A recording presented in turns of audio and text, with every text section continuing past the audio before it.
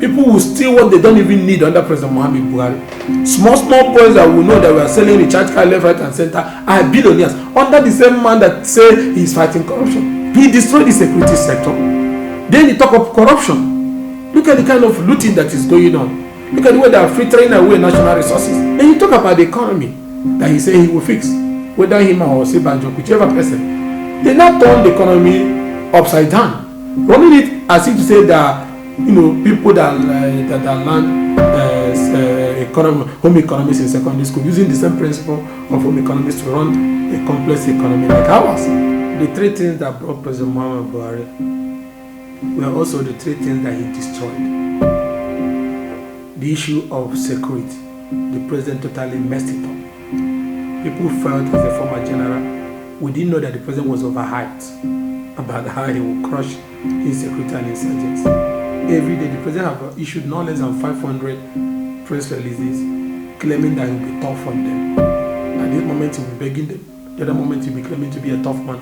But insecurity keeps on increasing. Non-state actors that are armed, bandits, and all sorts of groups have laid siege in different parts of the country, killing and maiming citizens the way they like. And the president is helpless. Very helpless. There's nothing he can do. They remove or rejig the people in the security agencies he finds is very difficult. And this is a job that he's paid very well, that really revived him very well. So it's not like a favor to govern. It's a call to service for which the citizens are paying for.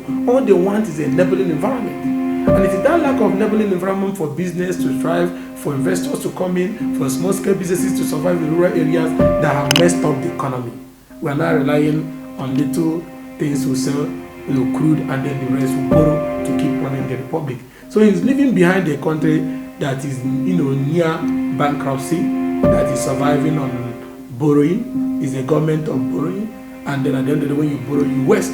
So the insecurity is very worrisome and has gone out of hand. It's out of President Muhammad Buhari's control. And that's why I keep saying that it was the failure of parliament, because if a leader, especially from the executive side, is unable to discharge the functions of the office of the president, then there's a checks, the provision for checks and balances, which is where the parliament would have investigated the president for gross misconduct and incompetence and would have impeached him. But lawmakers, because of party interest, because of sectional interest and religious interest, seems not to see the failures of President Muhammad Buhari's administration, keeps on approving whatever he asks for, and then the waste keeps increasing, and now we are in debt. We can't even service our debt. We can't even build infrastructure, and then the entire place is messed up. Now people that are being thrown into poverty is increasing day by day, and that is why you see petty crimes rising from different parts of the country. Now we are not safe. Almost 31 states in the country is heavily affected by insecurity. I have a man that calls himself a commander-in-chief, and I asked him, I said, this thing President Muhammad Buhari is doing, are we going to tolerate it from another leader? Is that the foundation of governance? Is that the criteria to see a man that has failed in every sector and he's still in office as commander-in-chief? There is provisions to remedy it, which would have been to force him to resign or impeach him, and his deputy can take over, or impeach two of them if two of them are the problems, and we'll go for an early election. That setting standard for governance is very important, so that people will know that if you don't have the capacity to perform, you'll be shown the way out. So he destroyed the security sector. Then he talk of corruption. Look at the kind of looting that is going on. Look at the way they are filtering away national resources. People will steal what they don't even need under President Muhammad Buhari. Small boys that will know that we are selling recharge card left, right, and center are billionaires under the same man that say he's fighting corruption. He messed up the fight against corruption. Made it look like a child's play. And then chasing people that are his opponents or people that are more in opposition. When the people that are stealing, or in short, if you are stealing, even if you're in the opposition, what you need to do is to decamp to President Muhammad Buhari's party, and you are welcome, and your trial, your corruption trial will be messed up. Then you talk about the economy that he said he will fix, whether him or Sebanjo, whichever person. They now turn the economy upside down, running it as if to say that people that learn home economics in secondary school, using the same principle of home economics to run a complex economy like ours, and destroyed it. There is no production, there's no small scale production, there's no export.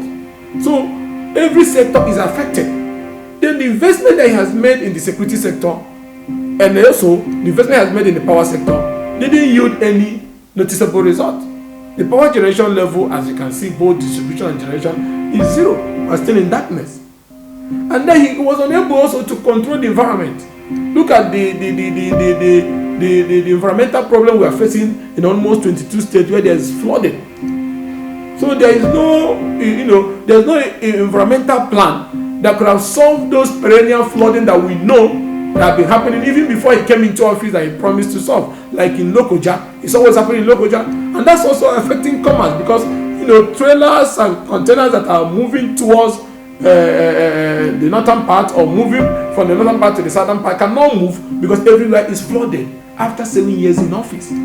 So you destroy the agriculture sector who can produce food, you destroy the security sector who can go to bed with two eyes closed, you destroy the economic sector, you destroy the fight against corruption, then you divided Nigeria along ethnic and religious lines. So much ethnic issues, so much religious issues.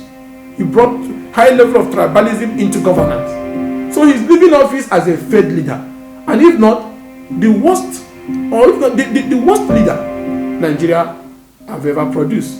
The military are better than President Muhammad Buhari. It's so painful that here is the man that people had hope was going to bring, strength and energy, especially in the security sector, and also plug leakages and then fight corruption. He turning those sectors upside down and leaving behind a country that is highly divided on ethnic and religious line, an economy that is crawling, a security sector that non-state actors that are armed are now having field day, even attacking security agencies left, right, and center in different parts of the country, and people are kidnapping people proudly and negotiating with government, paying ransom, not paying ransom. But we know where they are keeping these people that have kidnapped, whether in Kaduna, whether in Umunoj side, whether in Zamfara side, and government is discussing with the government knows the one-on-one, and government is not doing anything. I think, as we said, the government Thank you so much terror sympathetic or bandit sympathetic. Even some of the bandits in Zamfara that we declare wanted in Katsina will go to Zamfara, take chieftaincy title, drink champagne, and go back, and the president could not do anything to them. So he destroyed everything that is so special about Nigeria. We're just praying, because it's God that is keeping Nigeria, that Nigeria continues to move and manage to the next election, where Nigerians are hoping that there will be new set of leaders that can be able to repay the damage the president have done.